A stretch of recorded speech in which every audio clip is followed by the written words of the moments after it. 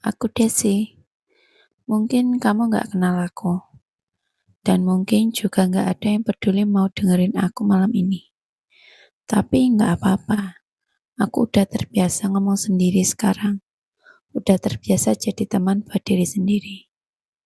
Aku duduk di sini, di kursi kecil ini, di pojok kamar. Kursi yang catnya udah sedikit ngelupas di bagian kiri. Aku suka duduk di sini kalau lagi gak tahu mau ngapain. Kalau lagi ngerasa kosong.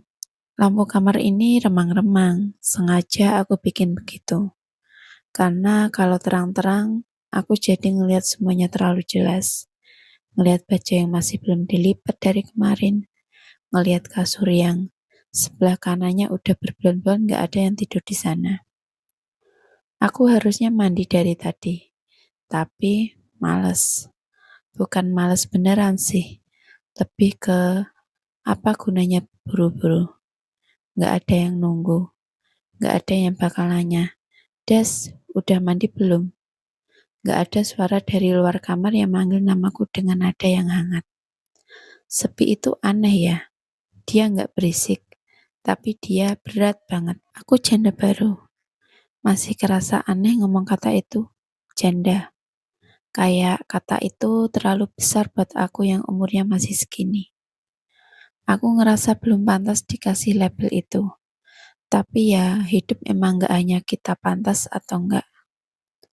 Pernikahanku gak lama, dan aku gak mau cerita banyak soal kenapa berakhir. Yang jelas, aku keluar dari situ dengan 2 tangan kosong dan 1 hati yang retak di banyak tempat.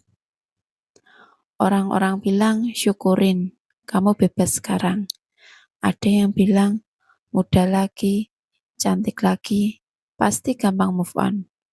Ada juga yang senyum-senyum simpul, kayak tahu sesuatu yang aku nggak tahu. Tapi nggak ada yang nanya, kamu baik-baik aja nggak? Nggak ada. Malam ini aku ngeliat HP-ku, notifikasi kosong. Bukan karena nggak ada teman. Aku punya teman, tapi ada perbedaan besar antara rame di grup WhatsApp dan ada seseorang yang beneran ada buat kamu. Aku kangen diperhatiin.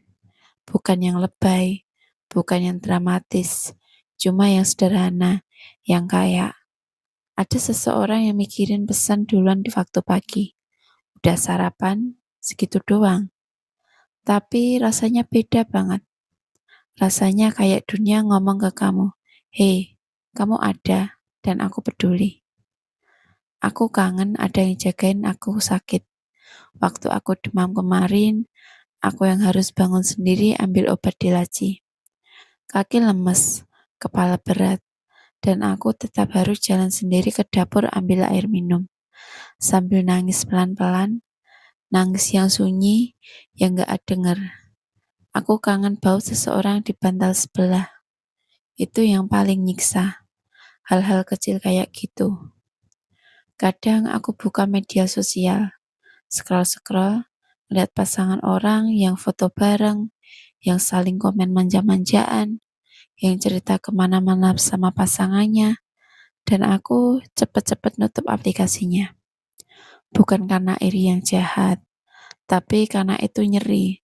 Seperti kamu lagi lapar, terus ngeliat orang makan enak di depan kamu, dan kamu gak bisa apa-apa selain nonton. Aku lapar, tapi bukan lapar makanan. Aku lapar kasih sayang.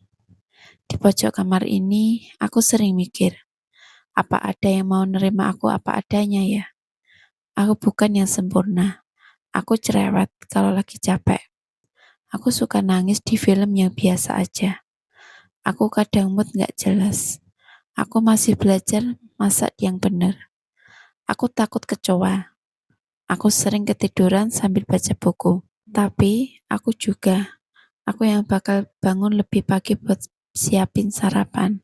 Aku yang bakal dengerin ceritamu sampai larut malam meski aku ngantuk. Aku yang bakal ingat hal-hal kecil yang kamu suka. Aku yang bakal ada beneran ada. Bukan cuma di kata-kata. Aku cuma pengen seseorang yang mau balik jagain aku juga. Apa itu terlalu minta banyak? Angin masuk dari celah jendela. Sedikit dingin sih. dan aku makin males gerak dari kursi kecil ini. Mungkin bentar lagi aku mandi. Mungkin.